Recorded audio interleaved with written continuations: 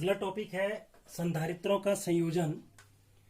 इससे पहले हम संधारित्र के बारे में पढ़ चुके हैं और संधारित्रों को दो प्रकार से हम जोड़ सकते हैं। पहला है श्रेणी क्रम संयोजन। श्रेणी क्रम संयोजन तो जैसे कि यहाँ पे दिख रहा है कि तीन संधारित्र हमने यहाँ पे जोड़ रखे हैं श्रेणी क्रम में। माना इनकी धारिता C1, C2 और C3 है और यदि एक बैटरी से इसको जोड़ा जाए और बैटरी का विभव कैपिटल V है तो हम जानते हैं कि संधारित्रों में को यदि श्रेणी क्रम में जोड़ा जाए तो प्रत्येक संधारित्र में समान आवेश वितरित हो जाता है।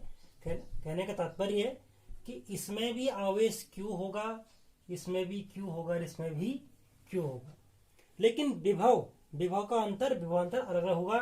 तो यदि हम ये कहें कि यदि C1 के अक्रॉस विभव V1 है, C2 के अक्रॉस V2 है और C3 के अक्रॉस क्या है V3 है, तो हम कह सकते हैं कि कुल विभव कितना है V।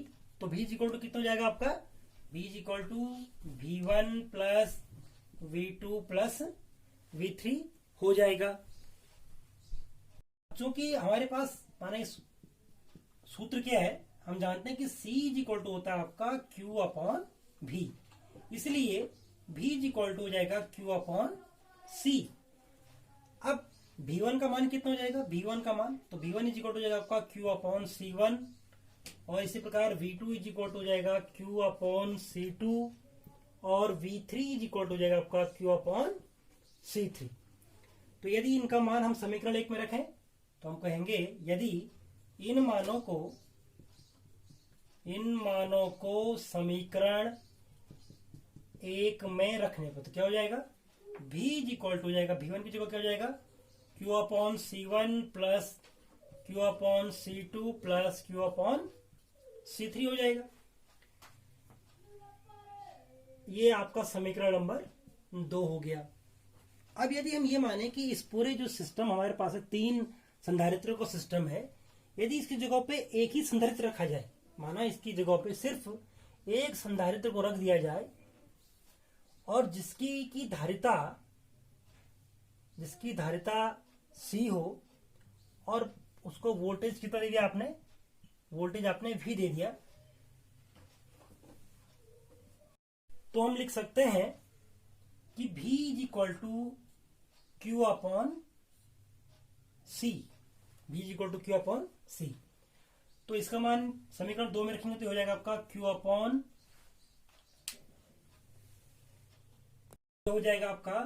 C equal to Q upon C1 plus Q upon C2 plus Q upon C3।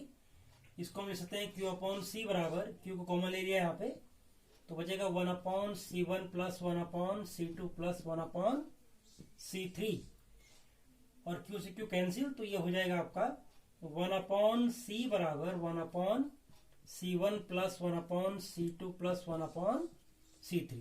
तो ये हमारे पास सूत्र आ गया कि यदि तीन संधारित्र श्रेणी क्रम में जुड़े हैं तो उनका जो तुल्य संधारित्र होगा वो कितना हो जाएगा 1 upon C equal to 1 upon C1 plus 1 upon C2 plus 1 upon C3। संयोजन है समांतर क्रम संयोजन, यानी कि तीन संधारित्र हमारे समांतर क्रम में जुड़े हैं। तो समांतर क्रम में जब जोड़ते हैं हम तो आवेशों का वितरण अलग अलग होता है। माना कुल आवेश कितना था Q था, तो Q आवेश तीनों संधारित्रों में अलग अलग वितरित हो जाएगा, लेकिन विभव कितना रहेगा, विभव की मात्रा समान रहेगी, विभव समान रहेगा। तो आप कह सकते हैं कि कुल आवेश Q इक्वल टू कितना हो गया आपका Q1 plus Q2 plus Q3 हो गया। तो यहाँ पे पिछले वाले में श्रेणी क्रम में क्या बदल रहा था, विभव। यहाँ क्या बदल रहा है, यहाँ पे आपका आवेश बदल रहा है। क्योंकि हम जानते हैं कि C इक्वल टू होता है आपका Q अपॉन V या Q इक्वल टू क्या हो जाएगा आपका C इंटू V। इसका मान रखेंगे तो हो जाएगा, देखिए हम कह सकते हैं Q इक्वल टू Q1 का मान कितना हो जाएगा C1 into V plus C2 into V plus C3 into V हो जाएगा Q। फिर हम वही कहेंगे कि यदि इस पूरे सिस्टम की जगह पे एक इसका तुल्य संधारित्र रखा जाए तो फिर यहाँ पे हो जाएगा आपका Q इज इक्वल टू आपका हो जाएगा C into B is equal to C1V plus C2V plus C3V। B से B कैंसिल, यहाँ से B कॉमन ले लेंगे हम, तो ये हो जाएगा आपका C1 plus C2 plus C3, यानी कि C is equal to C1 plus C2 plus C3। तो जब हम समांतर क्रम में जोड़ते हैं तो C का मान C1 plus C2 plus C3 हो जाता है। इससे जुड़े प्रश्न इस प्रकार से आते हैं कि माना A और B के बीच में 3 संधारित्र इस प्रकार से जुड़े हैं, आपको इसकी तुल्य धारिता ज्ञात करनी है।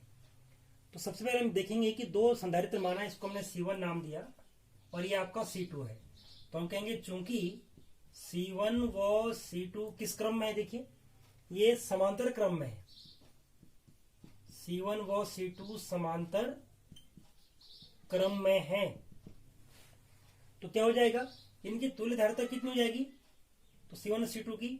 तो यदि इनकी तुल्य धारिता को हम मान लें C डैश, तो हम कह सकते हैं कि C dash is equal to C1 plus C2। तो देखिए C dash is equal to C1 कितना है, 10 plus 10 is equal to 20 microfarad.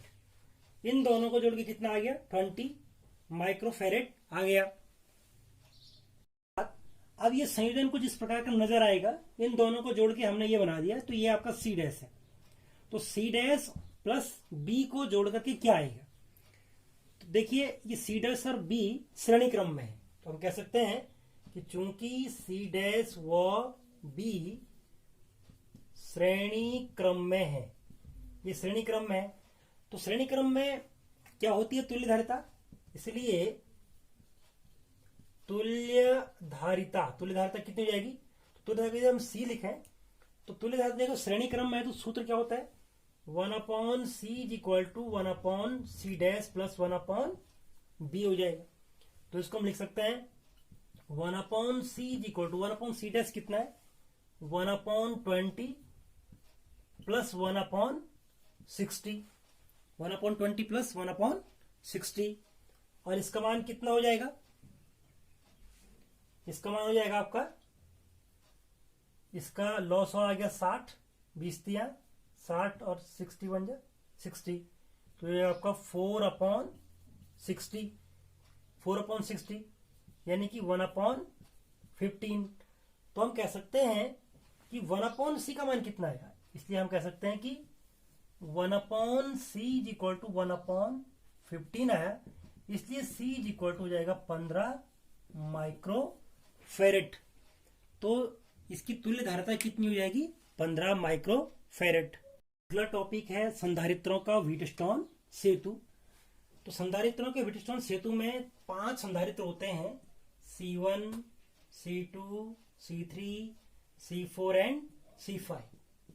और ये किस प्रकार जुड़े होते हैं, ये इस प्रकार से एक वर्गाकार आकृति होती है, इसके 4 भुजाओं पर, माना ये 4 भुजाएं हैं, इन 4 भुजाओं पे हम इस प्रकार से 4 संधारित्र इसमें जोड़ देते हैं। माना ये आपका C1 है, ये C2 है, ये C3 और ये C4 है, और 5वां संधारित्र हम क्या करते हैं, इसके विकर्ण, जो विकर्ण वाली भुजा है उस पर जोड़ देते हैं, इसको कहते हैं C5। और इन 2 सिरों को हम एक बैटरी से जोड़ देते हैं, एक बैटरी से हमने इसको जोड़ दिया ताकि ये विभवांतर इसमें इसके 2 सिरों पे चले जाए। तो ये A और B के बीच आपके 5 संधारित्र जुड़े हैं। अब जब हम इस सेतु को बैटरी से जोड़ते हैं तो विभव V के कारण इसमें लगातार आवेशों का संचय होना प्रारंभ हो जाता है। तो लगातार इसमें क्या होता है, आवेश संचित होने लग जाते हैं। एक स्थिति ऐसी आती है कि जब बिंदु B और बिंदु D का विभव समान हो जाता है, क्या हो जाता है आपका VB is equal to VD हो जाता है।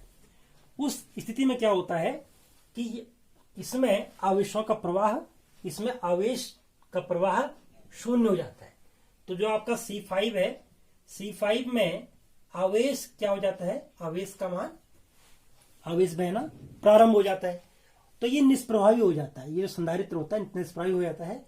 उस स्थिति में हम कह सकते हैं, उस स्थिति में होता क्या है कि C1 और C2 का जो अनुपात होता है C1/C2 is equal to C3/C4 हो जाता है। तो देखिए हुआ क्या, जैसे आपने इसको वोल्टेज बैटरी लगाई तो ये आप धीरे धीरे सब संधारित्र चार्ज होने लग गए। एक कंडीशन ऐसी आई कि इन दोनों बिंदुओं का विभव क्या हो गया, समान हो गया।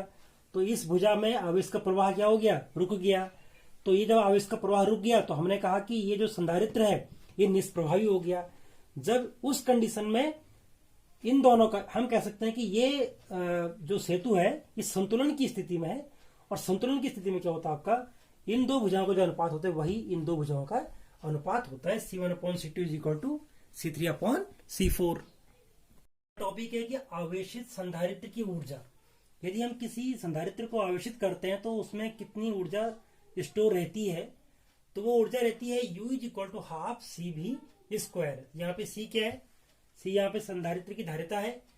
इसको हम ऐसे भी लिख सकते हैं कि चूंकि C is equal to Q/V होता है, ये स्मॉल Q/V लिखे इसको हम, तो ये हो जाएगा आपका is equal to 1/2 Q/V into V square, ये कैंसिल, तो ये हो सकता है 1/2